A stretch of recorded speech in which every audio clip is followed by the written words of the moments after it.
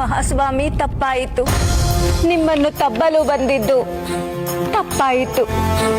ಕ್ಷಮಿಸಿಬಿಡಿ. ನನಗ್ಯಾವ ಶಾಪವನ್ನೂ ಕೊಡಬೇಡಿ. ಹೆದರಬೇಡ ತಂಗಿ, ಇದುವರೆಗೂ ನನಗ್ಯಾರೂ ಇಂತಹ ಹೆಸರು ಕೊಟ್ಟಿರಲಿಲ್ಲ. ನಿನ್ನಿಂದ ಇವತ್ತು ನನಗೆ ನಾಮಾಂಕಿತವಾಯಿತು. ನೀ ಕೊಟ್ಟ ಹೆಸರು ಮಾದಪ್ಪ ಎಂದೇ ಜಗತ್ ಪ್ರಸಿದ್ಧಿಯಾಗಲಿ. ನಾನು ಮುಂದೆ ಏಳುಮಲೆ ಕೈಲಾಸದಲ್ಲಿ ನೆಲೆಗೊಳ್ತೀನಿ. ನನ್ನ ಏಳುಮಲೆ ಕೈಲಾಸಕ್ಕೆ ಬರೋ ಪರಶೆಯೆಲ್ಲ ನಿನ್ನ ತವಸರೆ ಬೆಟ್ಟದ ಮಾರಮ್ಮ ಅಂತ ಹೇಳಿ 3 ಕಾಸಿನ ಧೂಪ ಹಾಕ್ಲಿ, ಕೈ ಎತ್ತಿ ಮುಗಿದು ಒಂದು ಕಿರುಕಾಪು ಹಾಕ್ಲಿ.